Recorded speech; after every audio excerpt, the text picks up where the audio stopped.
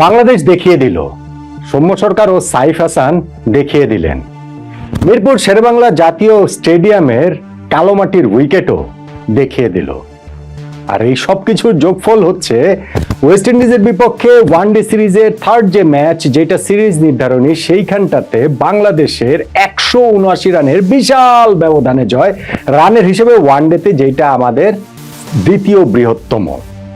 প্রথম দুইটা ম্যাচ আমরা যেভাবে খেলেছি, যে অবস্থাতে খেলেছি, সেই জায়গা থেকে স্পেশালি সেকেন্ড ম্যাচে আমাদের ওই পরাজয়টা, স্পেশালি সুপার ওভারে গিয়ে আমাদের পরাজয়টা, তারপরে থার্ড ম্যাচে যে বাংলাদেশ বাউন্স ব্যাক করলো, এইরকম একটা বিধ্বংসী বিস্ফোরক জয় পেল, সেটা শুধুমাত্র 2027 বিশ্বকাপে বাংলাদেশের ডিরেক্ট কোয়ালিফিকেশনের সম্ভাবনা আর একটু উজ্জ্বল করেনি, বরং টিম হিসাবে এই বাংলাদেশ দলকে, মেহেদী হাসান মিরাজের বাংলাদেশ দলকে অনেক বেশি আত্মবিশ্বাস দেবে নিঃসন্দেহে।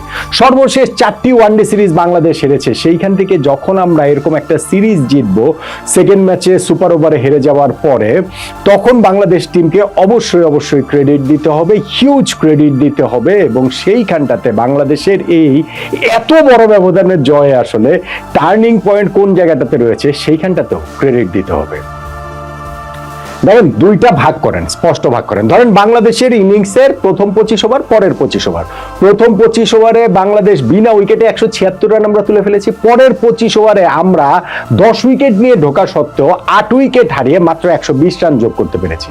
আর ওয়েস্ট ইন্ডিজ তাদের পুরো ইনিংসে 30.1 ওভারে তারা 117 রান করে অল আউট হয়ে গিয়েছে।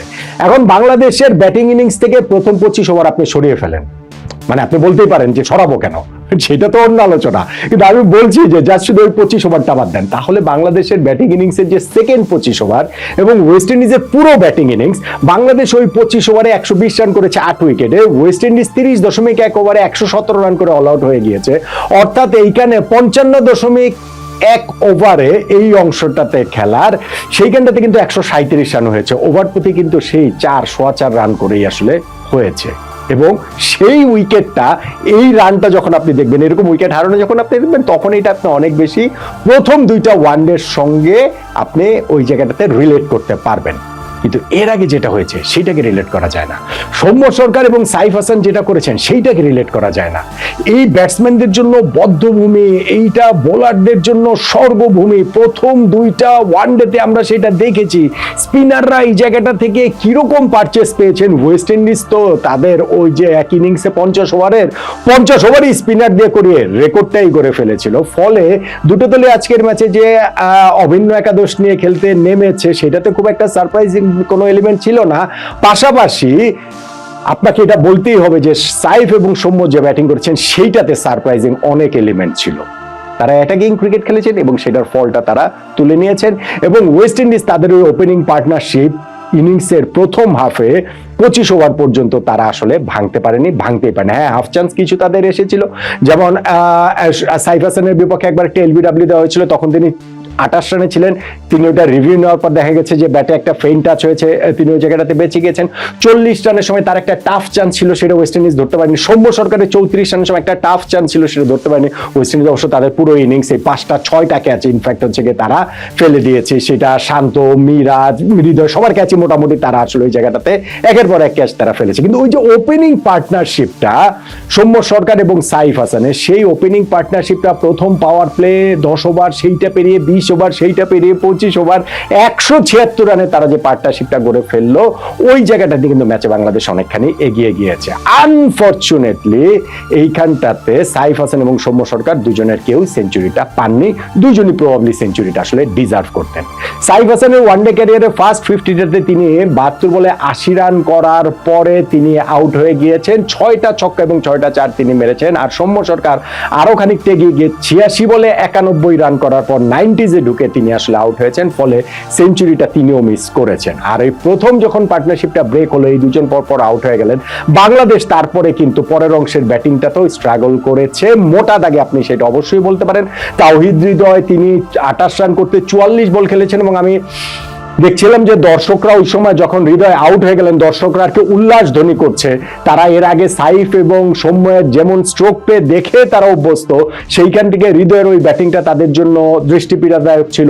তারপরে গিয়ে অন্য ব্যাটসম্যানদের মধ্যে অঙ্কন বলেন, এই ম্যাচে ঋষাদও হচ্ছে গিয়ে সেরকম কোনো কিছু করতে পারেননি।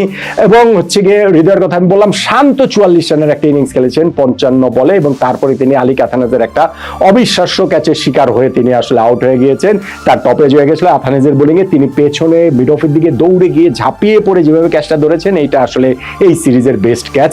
এই ক্যাচটার কথা আমাদের আসলে মনে রাখতে হবে অনেক দিন। সো এর বাইরে কিন্তু আমাদের আসলে ওরকম কন্ট্রিবিউশন খুব একটা আর নেই।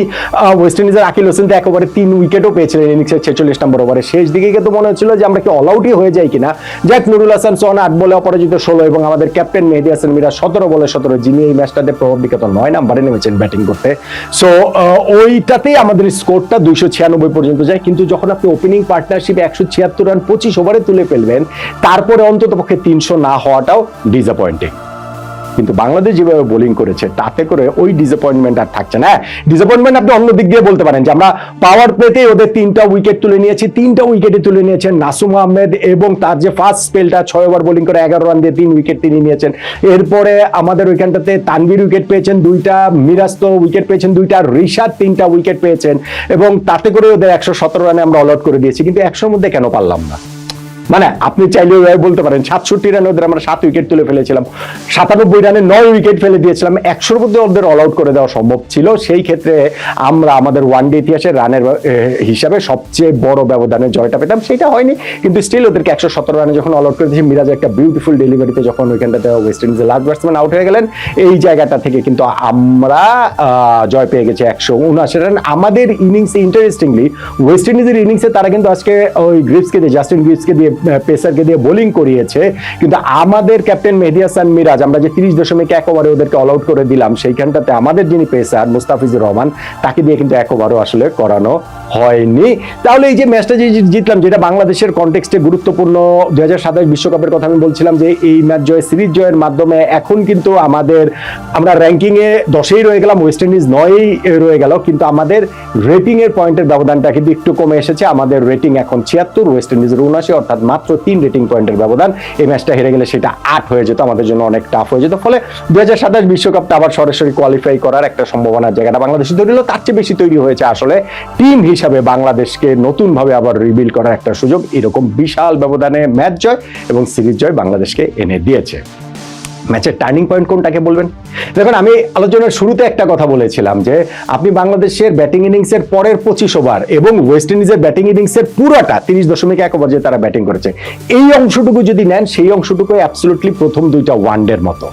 ডিফারেন্সটা কোন জায়গায়, পার্থক্যটা কোথায়? পার্থক্য হচ্ছে গিয়ে আমাদের ব্যাটিং ইনিংসের প্রথম 25 ওভার, যেই জায়গাটাতে আমাদের 2 ওপেনার 176 রানের পার্টনারশিপ তুলে ফেলেছে, এবং সেইটাই আমার কাছে মনে হয় এই ম্যাচ জয়ের বাংলাদেশের টার্নিং পয়েন্ট। আমাদের ওপেনিং পার্টনারশিপ, হ্যাঁ, আমাদের যে টাফ চান্স তারা মানে ওয়েস্ট ইন্ডিয়ান ফিল্ডাররা মিস করেছে, আউট দিয়ে দিয়েছিল সাইফকে, সেটাকে রিভিউ নিয়ে সাইফ বেঁচে গেছেন, এগুলো কিছু তো রয়েছে, কিন্তু মোটা দাগে ওই ওপেনিং পার্টনারশিপটাই আসলে এই ম্যাচটাতে ডিফারেন্সটা মেক করে দিয়েছে, এবং যেই কারণে আমরা এই ম্যাচটা জিততে পেরেছি। আমাদের সিরিজ জয়টা নিশ্চিত হয়েছে। বাংলাদেশের সাইফ হাসান ও সৌম্য সরকারের 176 রানের যে ওপেনিং পার্টনারশিপ, যেটা বাংলাদেশের ক্রিকেট হিস্ট্রিতে ওয়ানডেতে দ্বিতীয় বৃহত্তম সর্বোচ্চ আসলে ওপেনিং পার্টনারশিপ, ওইটাকেই তাই বাংলাদেশের এই ম্যাচ জয়ের এবং সিরিজ জয়ের টার্নিং পয়েন্ট বলে মনে হচ্ছে। আপনি নিশ্চয়ই আমার সঙ্গে একমত।